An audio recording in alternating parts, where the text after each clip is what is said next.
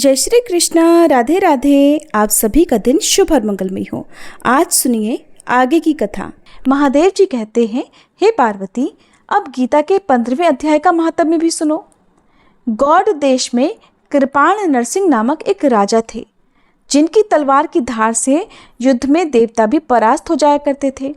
उनका बुद्धिमान सेनापति शस्त्र और शास्त्र की कलाओं का भंडार था। उसका नाम था सरभ मेरुदंड। उसकी भुजाओं में प्रचंड बल था। एक समय उस पापी ने राजकुमारों सहित महाराज का वध करके खुद ही राज्य करने का विचार किया। इस निश्चय के कुछ ही दिनों बाद वह हैजे का शिकार होकर मर गया। थोड़े समय में वो पापात्मा अपने पूर्व कर्म के कारण सिंधु देश में एक तेजस्वी घोड़ा बना। उसका पेट सटा हुआ था। घोड़े के लक्षणों का ठीक ठीक ज्ञान रखने वाले किसी वैश्य के पुत्र ने बहुत सा मूल्य देकर उस घोड़े को खरीद लिया और बड़े यत्न के साथ उसे राजधानी तक वो ले आया। वैश्य कुमार वो घोड़ा राजा को देने के लिए लेकर आया था और हालांकि राजा उससे परिचित थे, फिर भी द्वारपाल ने जाकर उसके आने की सूचना दी। राजा ने पूछा, किस लिए आए हो?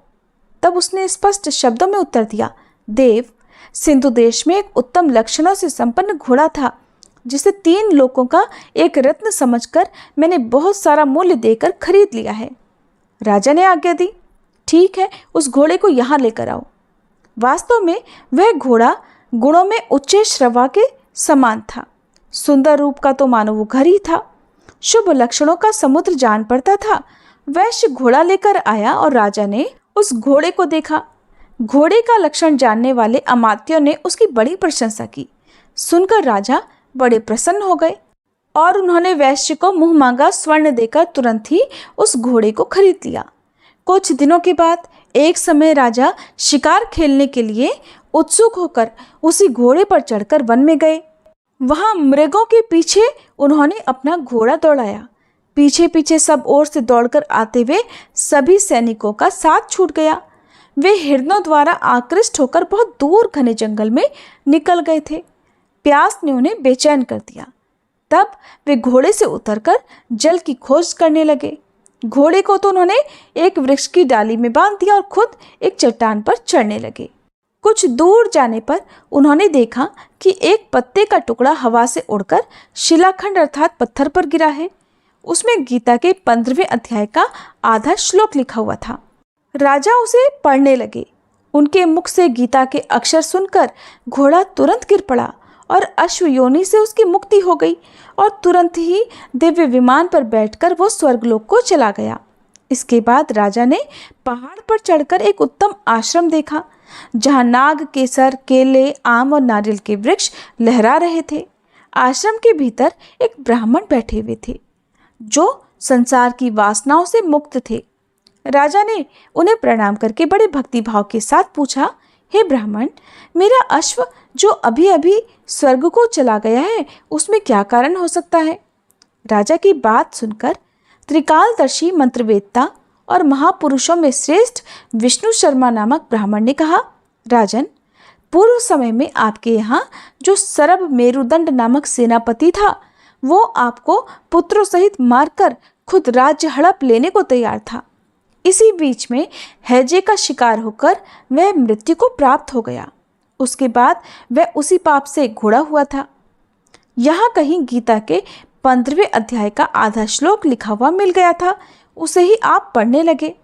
उसी को आपके मुख से सुनकर वह अश्व स्वर्ग को प्राप्त हुआ है।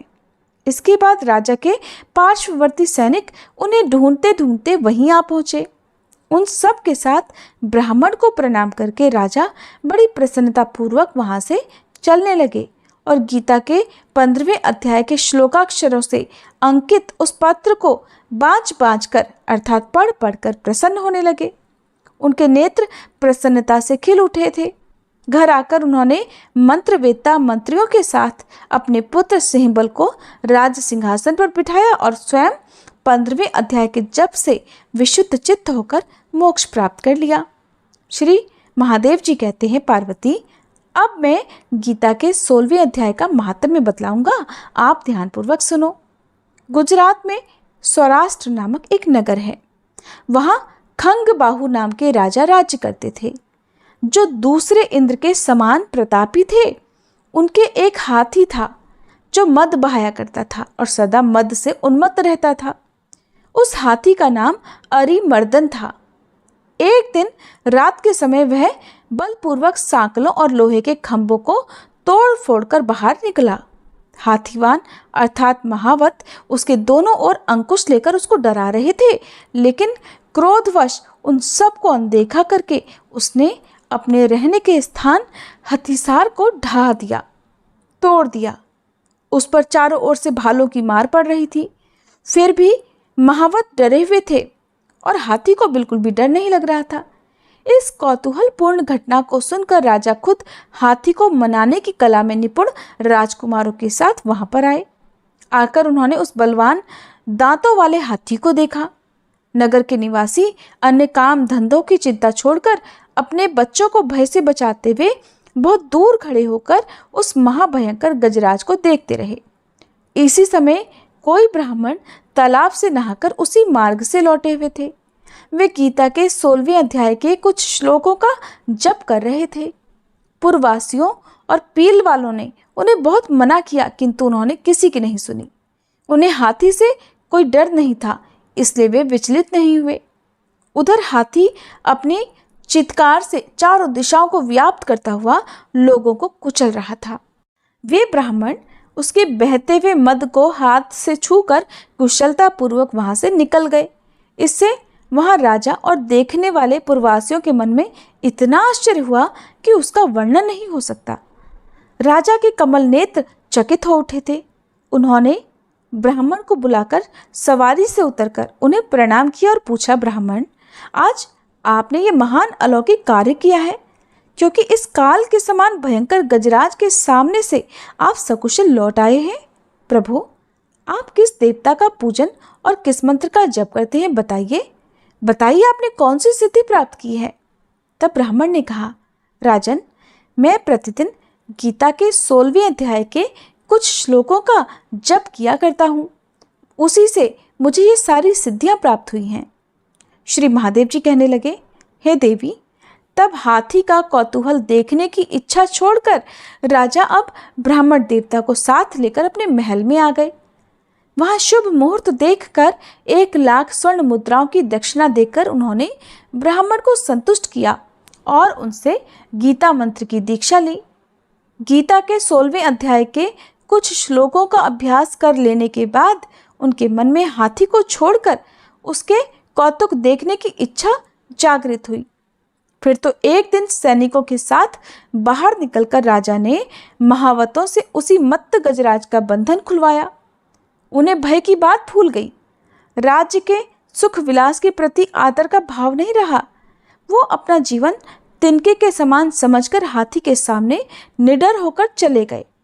साहसी मनुष्यों में सबसे पहले गिने जाने वाले राजा खंगबाहु मंत्र पर विश्वास करके हाथी के पास गए और मद की अनवरत धारा बहाते हुए उसके गंड स्थल को हाथ से छूकर सकुशल लौट आए। काल के मुख से धार्मिक और खल के मुख से साधु पुरुष की तरह राजा उस गजराज के मुख से बाहर निकल आए। नगर में आने पर उन्होंने अपने राजकुमार को राज्य पर अभिषिक्त कर दिया, उसे राजा बना दिया और खुद गीता के 16वें अध्याय का जप करके परम गति प्राप्त की। अब आपको सुनाते हैं एक ऐसे कंजूस की कहानी जिसके आगे भगवान को भी हारना पड़ा। भक्ति तो लोग करते हैं, लेकिन कभी कभी भक्ति में भी कंजूसी कर जाते हैं। असहाय लोगों को दान दक्षिणा देते हैं, लेकिन उसमें भी कंजूसी कर जाते हैं। तो आज की कहानी कुछ इसी प्रकार संबंधित है। एक बार की बात है, एक बहुत ही कंजूस व्यक्ति था। उस व्यक्ति का नाम था दानचंद। उसके पास धन तो बहुत था, लेकिन अपने नाम के अनुरूप उसने कभी किसी को दान नहीं दिया। उसने प्रण ले रखा था कि जीवन में कभी किसी को कुछ भी दान नहीं करना है। नाम था दानचंद, लेकिन दान के नाम पर एकदम कंजूस। उसके घर से कुछ किलोमीटर दूर पवित्र गंगा जी बहती थी, किंतु वह कंजूस कभी गंगा जी में स्नान करने भी नहीं गया, क्योंकि गंगा जी में स्नान करने के बाद पंडित पुजारियों को कुछ दान दक्षिणा जो देनी होती है, बस यही कारण था कि वह कभी गंगा स्नान भी नहीं जाता था। गंगा स्नान करने के बाद दान देना पड़ेगा, यही डर उसके मन में हमेशा समाया रहता था। उसकी पत्नी बिल्कुल उसकी विपरीत थी, बहुत धार्मिक थी और उस कंजूस को भी कुछ दान दक्षिणा देने के लिए हमेशा प्रोत्साहित करती थी। किंतु वह कंजूस व्यक्ति कहता कि इतनी बड़ी दुनिया में हमारा छोटा सा दान करने से भला क्या होगा। उसकी पत्नी उसे समझा समझा कर थक गई थी।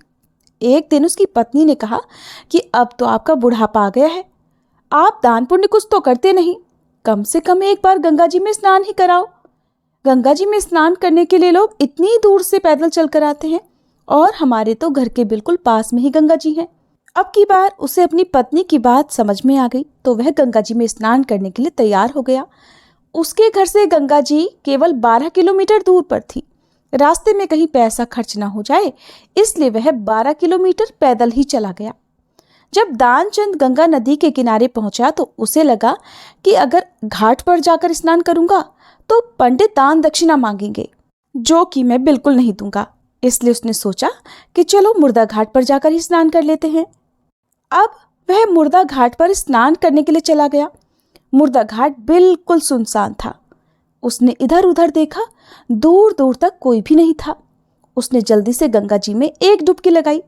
अब भगवान जो घट घट के वासी हैं, सबके मन की जानते हैं, उस कंजूस को ये सब करता देख रहे थे। वो उसके मन की भी जानते थे। भगवान को एक मजाक सूझी। अब भगवान वहां पर एक पंडित का रूप बनाकर प्रकट हो गए। जैसे ही दानचंद डुबकी लगाकर गंगा जी से बाहर निकला, पंडित रूपी भगवान बोले, यजमान की जय हो। पंडित को देखते ही दानचंद तो कांपने लगा। वो बोला, ये तो हद हो गई, अरे ये पंडा तो मुर्दा घाट पर भी आ गया। अब पंडित ने कहा कि मैं एक संतोषी ब्राह्मण हूँ, यहाँ एकांत में मुर्दा घाट पर ही पड़ा रहता हूँ। यहाँ पर कभी कभी आपके जैसा कोई यजमान आ जाता है और मेरा साल भर का इंतजाम इकट्ठे ही कर देता है। प्रभु, आज आप यहाँ आ गए हैं, अब तो आपको मेरे 1 वर्ष का इंतजाम करना ही होगा। दानचंद ने सुना तो उसके तो पैरों तले जमीन ही खिसक गई। बोला, मैं इतना दान तो नहीं कर सकता।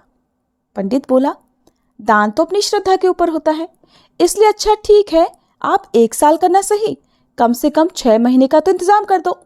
दानचंद जो 1 रुपए का भी दान करने में कंजूसी करता था, कहाँ 1 साल और अब कहाँ 6 महीने के दान की बात आ रही थी। वो तो इतना अधिक धन खर्च नहीं कर सकता था। इसलिए दानचंद बोला, मैं 6 महीनों का इंतजाम नहीं कर सकता। पंडित ने दानचंद की बात सुनी तो बोले, अच्छा 6 महीने ना सही तो 3 महीने का ही दान कर दो। अब की बार दानचंद फिर से बोला, नहीं बिल्कुल भी नहीं, मैं तो 3 महीने का कोई भी राशन सामान तुम्हें नहीं दे सकता।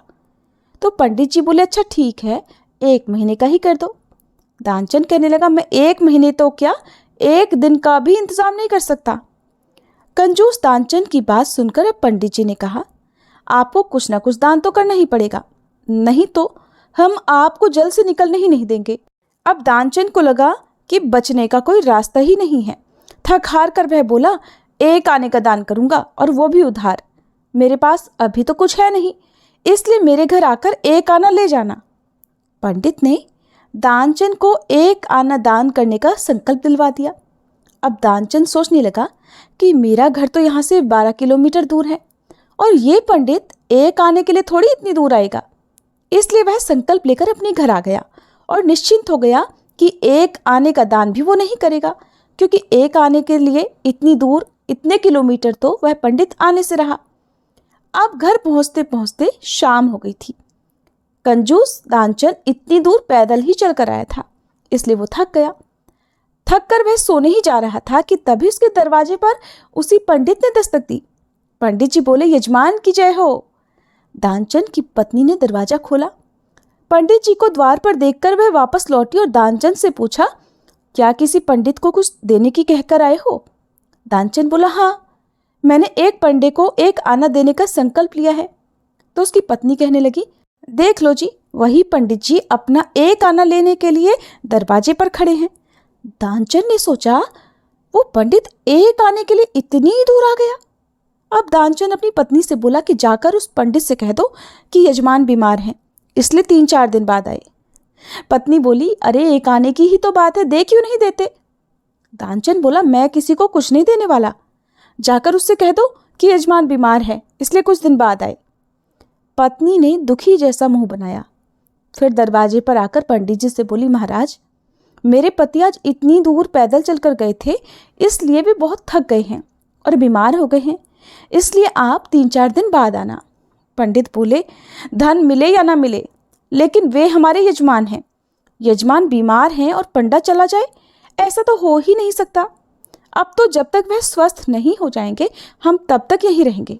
हमारा यहाँ रहने का इंतज़ाम कर दो, हम यहीं पर प्रसाद बनाएंगे और यहीं पर भजन करेंगे और यहीं पर प्रसाद भी ग्रहण करेंगे। पत्नी सुनकर वापस लौट गई और फिर उसने दानचंद को सारी बात बता दी कि वो पंडित जी तो कह रहे हैं कि जब तक आप ठीक नहीं हो जाते वो यहीं रहेंगे। पत्नी को अपने पति की कंजूसी का बहुत अच्छे से पता था, इसलिए वह अपने पति से बोली कि 1 आने की ही तो बात है, दे क्यों नहीं देते, 1 आना देकर उन्हें रवाना करो। दानचंद बोला, 1 आना क्या भला ऐसे ही आता है? मैं उस पंडित को कुछ नहीं देने वाला। तुम जाकर उस पंडित से कह दो यजमान मर गए। ध्यानचंद को योग का अभ्यास था, इसलिए वह सांस रोककर पड़ गया। कहीं 1 आना भी दान में ना देना पड़े, इसलिए उसे कैसे कैसे नाटक करने पड़ रहे थे। भोली भाली पत्नी फिर से गई और दरवाजे पर उसने रो रो कर पंडित से कहा कि पंडित जी वो तो मर गए, अब तो जाओ। पंडित बोले, अरे राम राम, यजमान चला गया, अब तो जब तक उसका अंतिम संस्कार ना हो जाए तब तक भला हम कैसे जा सकते हैं। पंडित जी बोले, तुम महिला भला कहाँ कहाँ भटकती फिरोगी, ऐसा करते हैं कि हम ही सारे गांव में यजमान के मरने की खबर कर देते हैं। अब तो भगवान रूपी पंडित बिना कुछ सुने दानचंद के मरने की खबर पूरे गांव में कराए। सारे गांव वालों को उन्होंने बता दिया कि दानचंद मर गए। सारा गांव दानचंद जी के घर इकट्ठा हो गया, लेकिन दानचंद एक ऐसा विचित्र आदमी कि 1 आना बचाने के लिए सांस रोके पड़ा था। गांव के लोगों ने तो उसे अब मुर्दा ही समझ लिया और मुर्दा समझकर बांध दिया। अब उसकी पत्नी सच में रोने लगी और रो रो कर बोली, ये मरे नहीं हैं। तो गांव वाले बोले, बहन ये तो तुम्हारा मोह है, जाने वाला तो गया, इसलिए धीरज रखो। पत्नी बोली, अरे किस बात का धीरज रखूं, ये मरे ही नहीं हैं। गांव वाले दानचंद को बांधकर अंतिम संस्कार करने के लिए ले गए। उन्होंने पत्नी की एक नहीं सुनी। पत्नी को समझाकर वे उसका अंतिम संस्कार करने के लिए ले गए और इधर पत्नी बेचारी रोती रह गई। लेकिन वो विचित्र आदमी इतना सब कुछ होने के बाद भी सांस रोके पड़ा था। सबके साथ पंडित बने भगवान जी भी उन सबके पीछे पीछे चल दिए। भगवान ने सोचा, हद हो गई, हम कहीं नहीं हारे, पर आज तो इस दानचंद से हम भी हार गए। ऐसा गजब का विचित्र आदमी हमने कहीं नहीं देखा। 1 आना बचाने के लिए ये आदमी बिना मरे मरा पड़ा है और चला जा रहा है। जब दानचंद को लकड़ियों पर रख दिया गया और केवल अब अग्नि लगनी बाकी थी, तभी पंडित रूपी भगवान बोले, ये हमारे यजमान थे, हम इनकी मुक्ति के लिए इनके कान में कुछ मंत्र बोलेंगे। भगवान उस कंजूस व्यक्ति दानचंद के पास अपना मुंह लेकर गए और बोले, मैं भगवान विष्णु हूँ, मैं वैकुंठ से तुमसे नाता जोड़ने आया हूँ। दानचंद ने जैसे ही सुना कि भगवान बोल रहे हैं, उसने झट आंखें खोल दी। लेकिन जैसे ही उसने देखा कि अरे ये तो पंडित है, तो उसने फिर से आंखें बंद कर ली कि कहीं 1 आना दान में ना देना पड़े। तब भगवान ही बोले कि हम हार गए, हम तुमसे कुछ भी नहीं लेंगे, तुम ही हमसे बदले में कुछ मांग लो। तो दानचंद धीरे से बोला, बस प्रभु वो 1 आना छोड़ दो। पंडित रूपी भगवान तथास्तु कहकर वहां से चले गए और दानचंद झट आंखें खोलकर अर्थी पर से उठ बैठा। तो ये थी आज की कहानी।